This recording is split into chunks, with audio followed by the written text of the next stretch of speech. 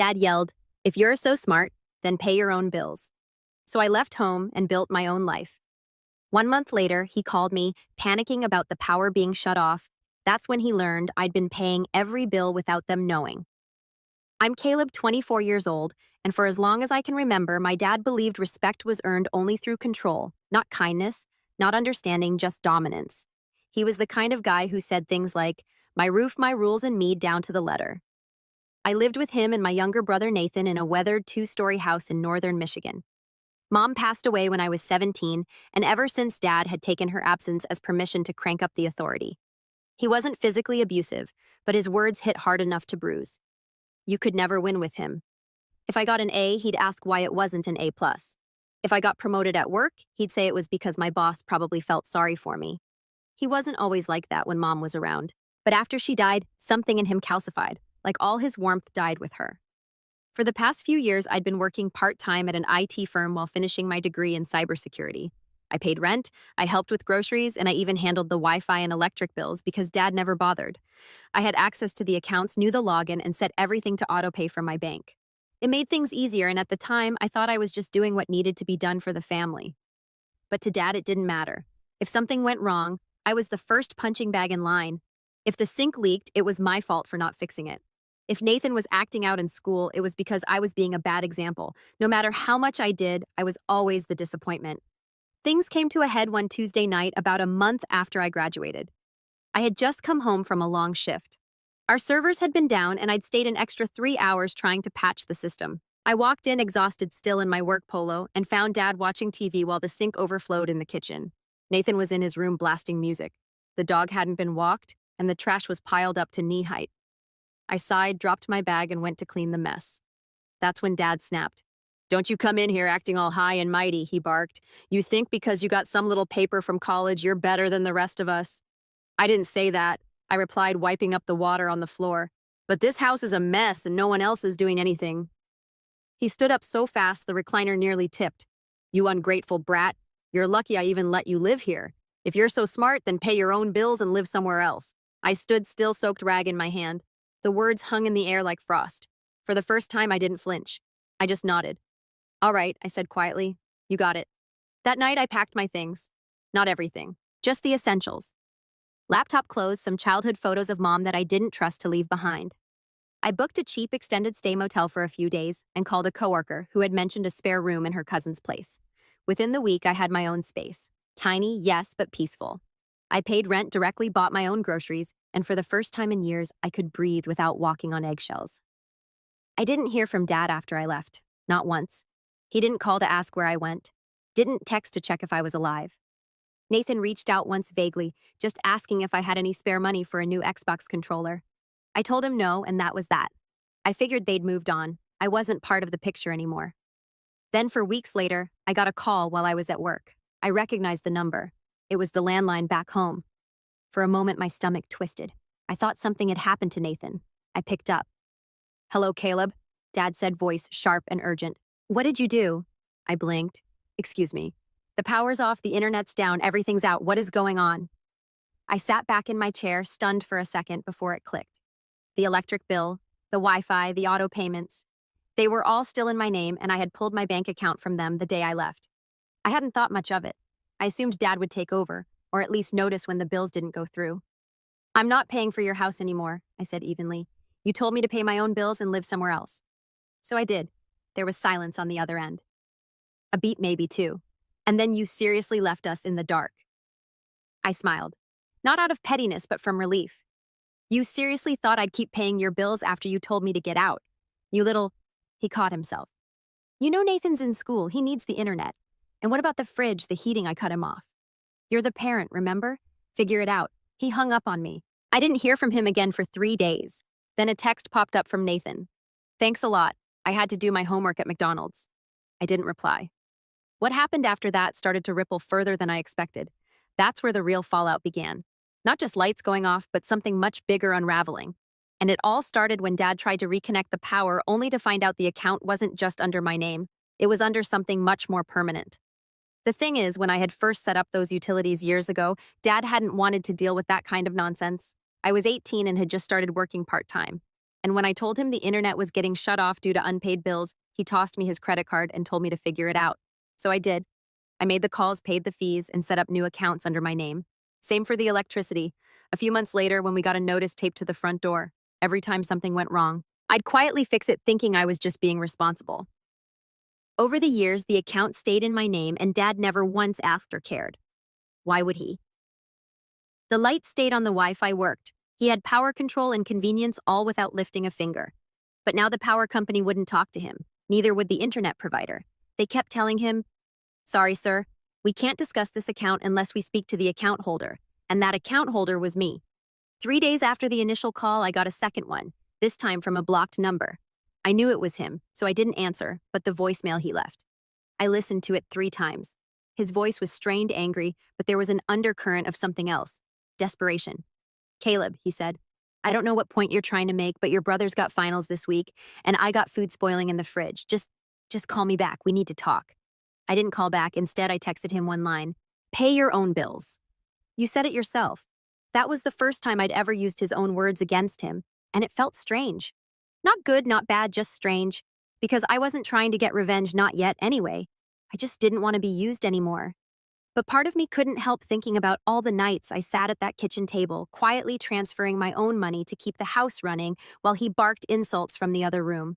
The time he tossed a plate across the room because I used his eggs to make breakfast. The week he grounded me at 214 disrespect because I told him I had a job interview in another state. But I wasn't grounded anymore. I was out. Later that week, I got a text from Nathan. Just a picture, a dark living room lit by candles, a space heater on the floor, and our dog curled up in a blanket. Under it, he wrote, "You win." That stung more than I expected. I didn't reply, but I stared at that image for a long time. I felt guilty not for leaving, but for dragging my little brother into the fallout. He wasn't a saint. He ignored most chores and treated me like an overqualified butler. But he was still a kid, 17, nearly 18, but still, he didn't deserve the cold or the chaos. That night, I sent him a $50 Visa e-gift card with a message. "Get some hot food. This isn't about you." The next day, I got an email from the power company. Request for account change denied. Proof of ownership required.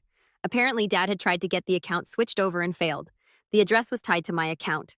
And since I'd set it up years ago with a lease agreement technically forged, since Dad never wrote one, they needed documentation that he was the property owner. But the thing is, he wasn't. I was. See, what Dad never knew, what Mom had quietly arranged before her passing, was that the house had been willed jointly to both of us, me and Nathan. When she died, the paperwork got stalled in probate and Dad brushed it off, saying it didn't matter because it's all ours anyway. But 2 years ago, I finally followed through with the legal process. I paid the lawyer fees, filed the claim, and received official notice that the property was now under my and Nathan's names. Mom's final act of quiet rebellion. I didn't tell Dad. I didn't need to. I had no plans to use it against him until he forced me out. And now, well, now the utilities weren't the only thing under my control. A week after the lights went out, Dad showed up at my new place. Not screaming, not shouting, just standing at the edge of the driveway in his faded leather jacket, shoulders hunched as if gravity had finally caught up to him. I didn't open the door. I just watched through the blinds. He stayed there for 10 minutes, then turned around and walked away. That night, I got another call. This time, he didn't yell. "I was wrong, Caleb," he said. "You're not a burden. You're not useless. You kept this family together longer than I ever realized." He paused like he was waiting for me to jump in. I didn't. "I need your help." He continued just for a little while. "I'll pay you back. I swear. I didn't know the house was in your name. I didn't know you could do that." That's when it hit me. He didn't call to apologize. He called because he realized I held the reins. I didn't respond that night, but I started thinking, if he wanted power back on, if he wanted access, then maybe it was time to teach him that control could be taken away just as easily as it was enforced, not out of spite, but to restore balance. To remind him that respect wasn't something you demanded. It was something you earned. And so the real plan began, because turning off the lights, that was just the beginning. After that phone call, I didn't speak to Dad for days. I was quiet, calculated. I didn't want to move emotionally. I wanted to move smart. I started combing through the documents Mom left behind. I already had the deed showing me and Nathan as co-owners. But there was more. Bank statements, life insurance policy copies, even an old letter she'd handwritten but never sent. A letter addressed to me. It wasn't dramatic or long. It just said, "I know your father, and I know one day he will test your strength." Be kind, but not weak. Hi, Ani. That one line stuck with me. I didn't want revenge in the way movies made it seem. Fireworks, dramatic speeches, door-slamming power moves. I wanted something quieter, something that would remind him who had been holding things together all along. I began by formally transferring all utility services to an active status. I didn't cancel them. I simply requested each to be paused due to ownership dispute and tenant removal. That process sent a legal notice to the address warning of possible repossession of service due to account disputes. Dad tried calling again 5 times, left 2 voicemails. The last one was him quieter this time, asking me to come by and talk face to face. I ignored it. Then the twist happened. Nathan showed up at my new place. It was late around 9 p.m. and I just come back from work. I saw his silhouette through the window, his hoodie soaked from the rain. I opened the door and he just stood there for a moment before blurting out, "He's trying to sell the house." I blinked. What? He said he called a realtor. He's planning to cash out and move to Florida. Said he's tired of the cold. Said he's earned it. The fury that rushed up through my chest nearly made me dizzy. I had to grip the doorframe to stay upright. He can't sell it. I said he doesn't own it. I know, Nathan replied, but he doesn't care. He's going to try anyway. Said he can forge a signature and that nobody's going to double-check some small-town paperwork. That's when I knew Dad had crossed a line. It wasn't just pride or anger anymore. It was theft. He was planning to illegally sell a home that didn't fully belong to him and take every penny. No discussion, no care that Nathan, his own son, would be left homeless, and certainly no intent to repay anything he owed me. I thanked Nathan, gave him a towel and something hot to drink, and sat with him in silence. It was the first time in years we'd just talked. No tension, no background insults from Dad, just 2 brothers finally seeing things clearly. He apologized for how he used to act, how he'd ignored me, let Dad walk all over me, and called me uptight when I tried to keep things from falling apart. "You were the adult," he said when the actual adult stopped being one. That night I didn't sleep. I stayed up gathering every document, deed copies, utilities, proof of ownership, even screenshots of every bill I'd paid in the last 4 years. Then I wrote an email to our family lawyer, the same one who helped me with the deed transfer 2 years ago. The next morning, I dropped off a hard copy packet at his office. 2 days later, Dad got served an official cease and desist order barring him from attempting to sell, rent, or claim financial ownership of the property. It was hand-delivered to him in front of his house where he was standing with a real estate agent on the porch. Nathan told me he looked like someone had punched the air out of him, but that wasn't the betrayal. That came a few days later when I showed up unannounced at the house holding the same folder and found Dad sitting at the kitchen table in the dark. A single candle flickering beside an old mug. He looked up at me, eyes tired. "You came," I said. "Nothing." I sat across from him and laid the documents out one by one. "This is the deed," I said, tapping the page. "You don't own the house," he swallowed. "This is your utility history. You haven't paid a dime in years." He opened his mouth, but I raised a hand to stop him. "This is proof of attempted fraud. You tried to sell a house you don't own. And I have the voicemail you left Nathan where you admitted it. So if I wanted to press charges, he sat perfectly still. I could." I let the words hang. Then I leaned back, watching him shrink under the weight of it. He didn't speak for a long time. Then finally, "I didn't think you'd go this far." I smiled faintly. "Neither did I. But here we are."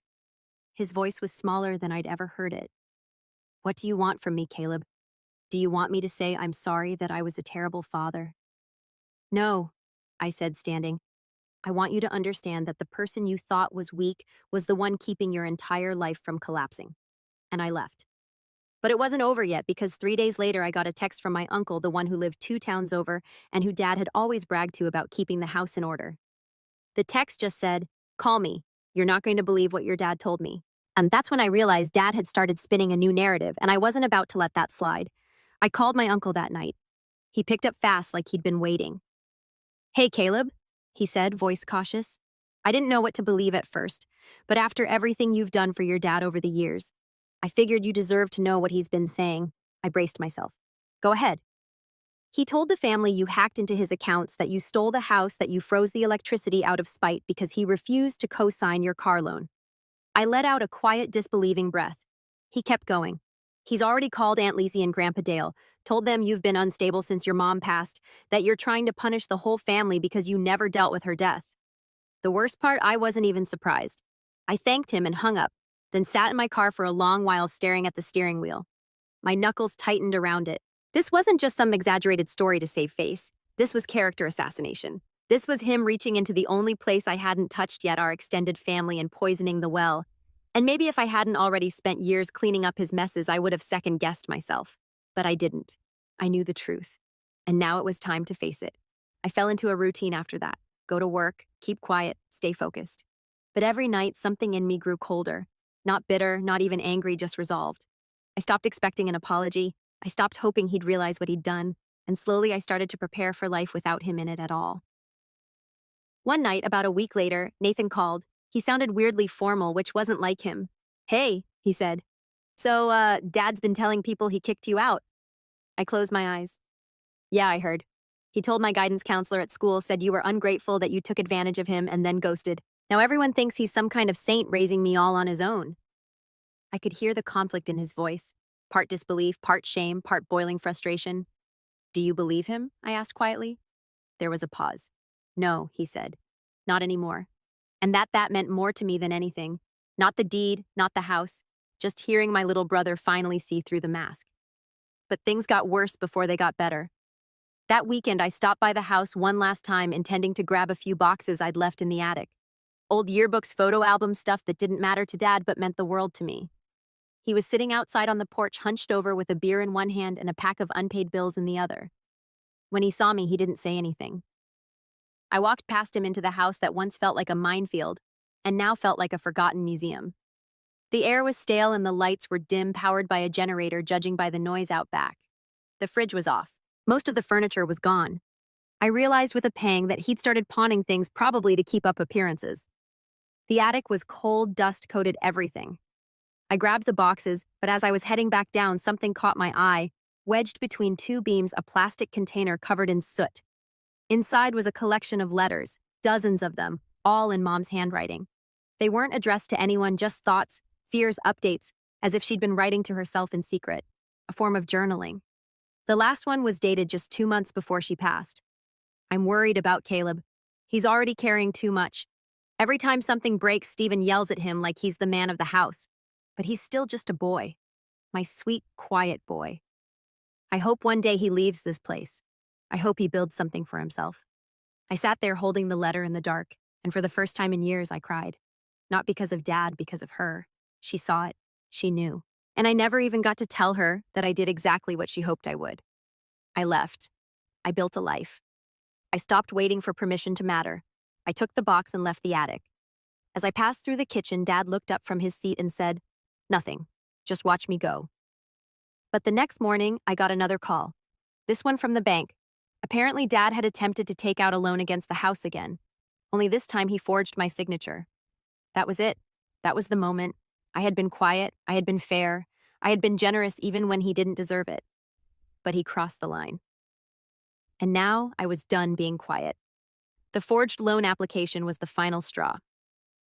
I met with the bank manager in person the next day, bringing the deed, my ID, and copies of the signature Dad had faked. The second the manager compared them, he sighed and leaned back in his chair. "This is bad," he said. He submitted a forged co-owner signature to secure a private loan for $30,000. That's criminal. I already knew that.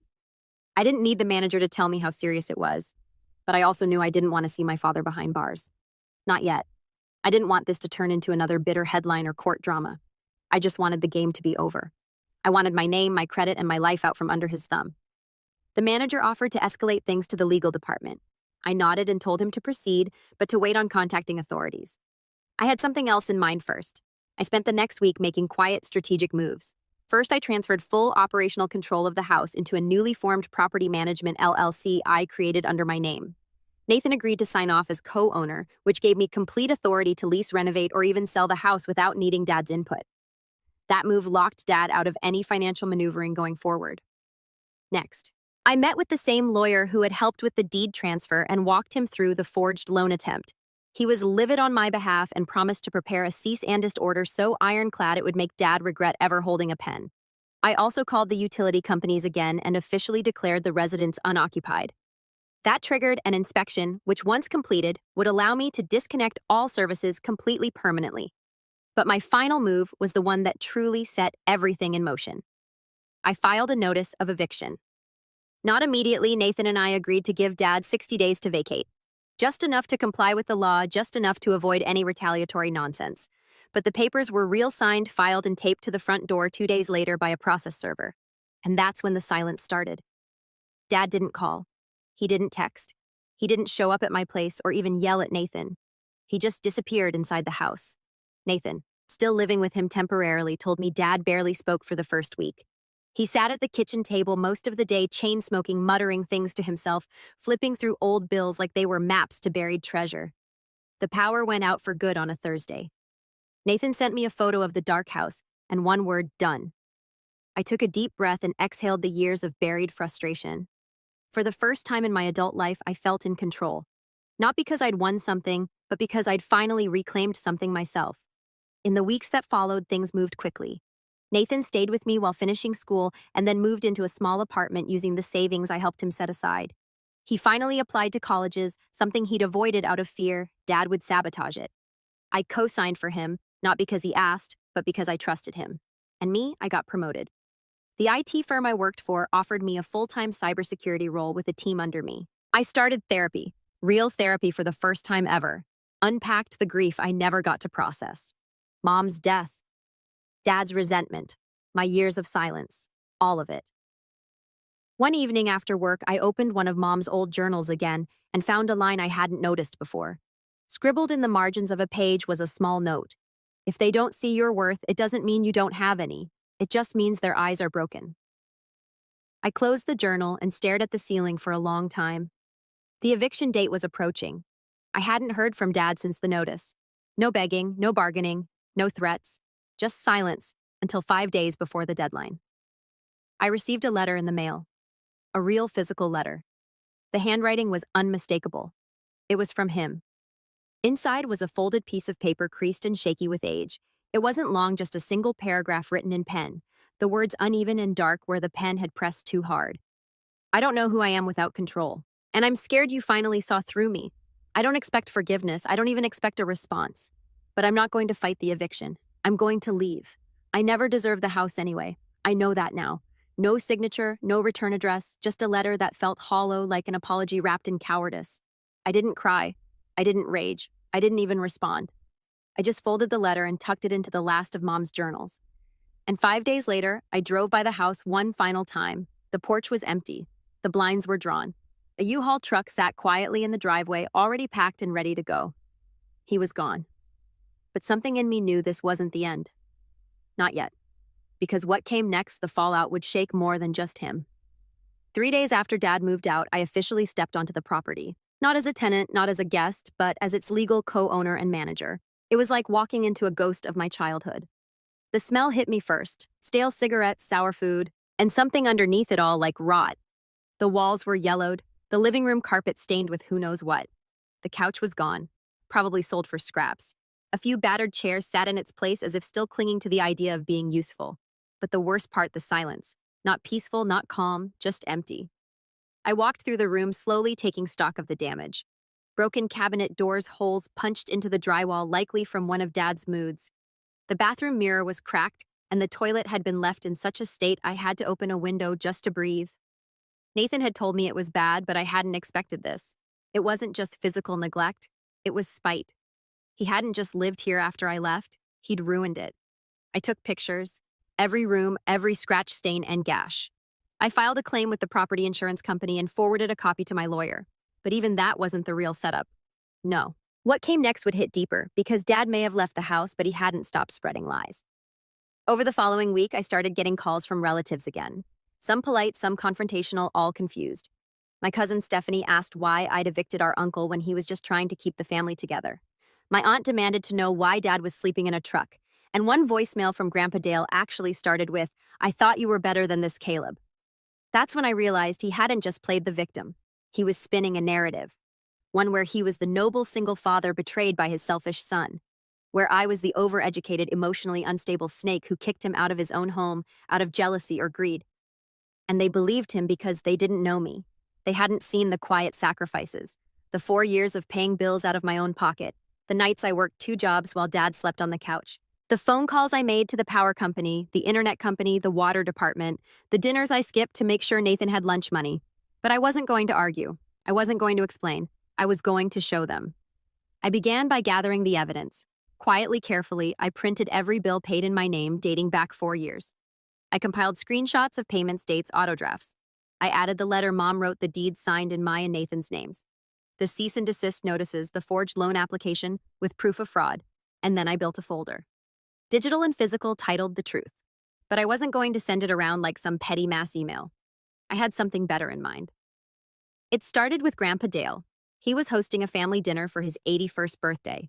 One of those big events where all the uncles and cousins show up from across the state. It was going to be catered, photographed, and shared across everyone's social media like it was the royal wedding. And Dad, of course, was going to be there, probably planning to parade around in his nicest shirt, pretending he was the tragic patriarch cast aside by his ungrateful son. So I called Grandpa directly. He was cold at first, distant. "I don't want to get in the middle of this, Caleb." "You already are," I replied. "But I'm not calling to argue. I'm calling to RSVP." That surprised him. "You want to come?" "I do," I said. "And I'd like to say a few words. Just a short thank you toast for everything the family's done for me. Nothing dramatic." He hesitated. "I don't want a scene. You won't get one." I promised. Just the truth. He agreed. The night of the dinner, I wore my best suit. Nathan came with me. I could tell he was nervous. And frankly, so was I. Not because I doubted what I was about to do, but because I knew it would burn bridges I could never rebuild. The dinner was held at a fancy banquet hall, crystal glasses, linen napkins. The whole extended family was there, dressed to the nines. Dad was already seated near the front, looking smug in a gray blazer I hadn't seen in years.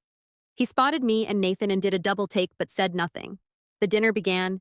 Toast were made, people laughed, clinked ked glasses, shared old stories, and then Grandpa stood up and tapped his spoon against his wine glass. "I'd like to invite my grandson Caleb to say a few words." The room quieted. I stood, walked slowly to the front, and took the mic. My hands didn't shake. "Thank you, Grandpa, and thank you to everyone here for being part of this family. I know we don't always see each other often, but I've always respected the legacy this family holds: hard work, loyalty, and truth." I paused, scanning the room. My eyes landed on Dad. But sometimes the truth gets lost in the stories we tell ourselves. And when that happens, people get hurt. Real stories get buried under pride and ego. I held up the folder titled The Truth. In this folder is the full history of what's been happening the last 5 years. Every bill paid, every lie told, every document proving who owned the house, who forged signatures, and who tried to rewrite the past. A murmur spread through the crowd. Dad froze. "I won't read it out loud. I won't humiliate anyone, but I've made copies. And if any of you want to know the truth, not the version you heard through whispers, then come find me after dinner. I'll be standing right over there." I stepped down, returned to my seat, and for the first time in my life felt taller than my father. He didn't say a word, but others did. One by one, after dessert, relatives approached me quietly. Some just took a folder, others stayed to talk. A few even apologized. And as I turned to leave that night, I caught a glimpse of Dad still seated alone at the front table, shoulders hunched, lips pressed into a thin line. His mask had cracked, but his fault. That was still coming. After the birthday dinner, everything shifted.